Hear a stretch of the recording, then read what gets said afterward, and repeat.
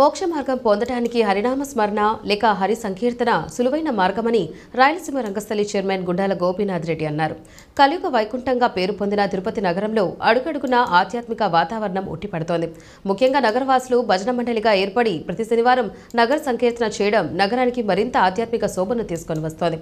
ఎప్పటిలాగే ఈ శనివారం కూడా భజన మండలి కళాకారులు సాంప్రదాయ వస్త్రధారణలతో నుదుటిపై గోవిందనామాలతో మేళతాళాలతో గోవిందనామ సంకీర్తనలు ఆలపిస్తూ భక్తి భావాన్ని తీసుకొని వచ్చారు. ఈ సందర్భంగా వారు మాట్లాడారు.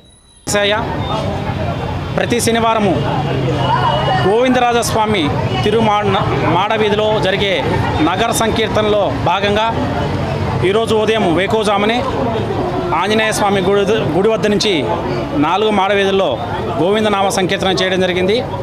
ఈ గోవిందనామ సంకీర్తన చేయడం వల్ల సర్వ పాపాలు తొలగి మనసు ప్రశాంతంగా ఉంటుంది. అంతేకాకుండా మన సనాతన ధర్మాన్ని కాపాడుకోవడంలో భాగంగా మన ఈ నగర సంకీర్తన చేయడం జరుగుతుంది.